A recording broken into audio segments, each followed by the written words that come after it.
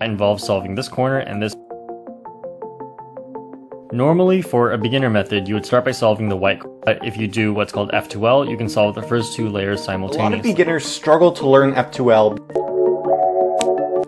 for solving the Rubik's Cube quickly. In this step, you go from having just the cross solve. In order to help you learn F2L much more easily, I made a flowchart that you can use to solve any possible F2L pair you could get. So F2L stands for first two layers, meaning you can solve both the first and pair and insert it into its slot and repeat that for the other three pairs to solve all of the first two layers. And that's it. F2L is the second step of cfop right after the cross. But what is F2L? What is an F2L pair? Many other YouTubers fail to demonstrate what these actually are. This is an edge piece. This is a corner piece. When you put these together, they form a pair. And if you just do an arm move, then you have this case as well, which forms a pair when you move the corner to the edge. To solve these two cases, you put them into what you would call an F2L slot. So for your first step in solving the F2L pair, what you want to do is you want to take both your edge and your corner and make sure they're on the top layer.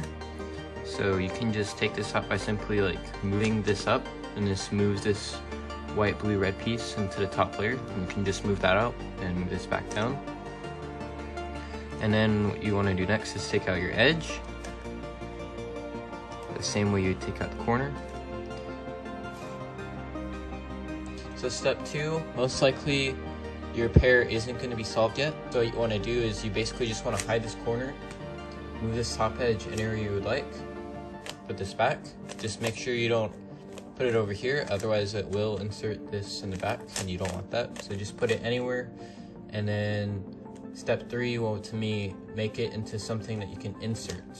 And there's multiple cases for that, which we'll get into right now. So for the ready Alex, you have case 1. So case 1 looks like this, and all you basically want to do is just hide the corner, move the top layer, move this corner back, and you have this to be solved. So case 2, what you'll have right here is all you want to do is just rotate over here, and then hide this corner, move the top layer twice, move this up, then you have this pair that you can insert.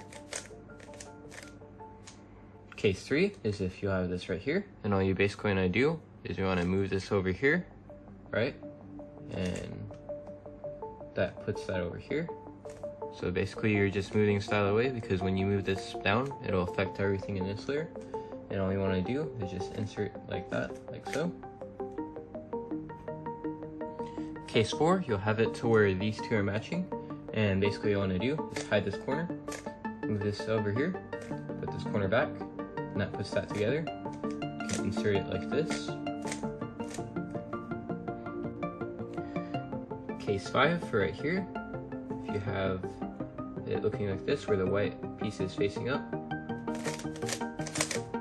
all you want to do is move this piece over here, and it sets up this case right here. You can just move this out of the way so that when you move this layer down, you can solve these with this insert.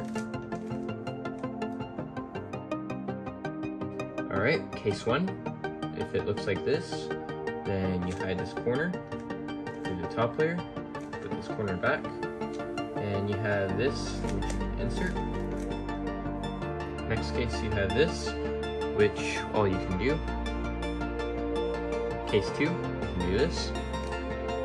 Move this down, move this top layer twice, move this up, and it sets this up here to be inserted.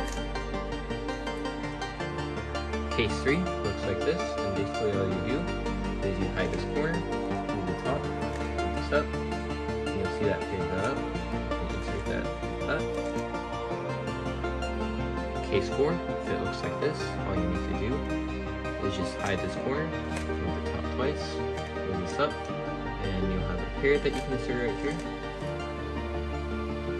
Case 5 is if you have it look like this, and all you basically want to do is hide the corner, move the top, put this down, and that pairs this together, and you can insert it like this. And you basically just do this for each F2L case. And keep in mind that sometimes when you insert, keep in mind that sometimes when solving one F12 case, you might accidentally mess up another. And in this case, you may just need to insert it, and when you insert the F12 case, it may have to mess up your other one. And you basically just solve that in a way where it doesn't mess up your other F12 pairs.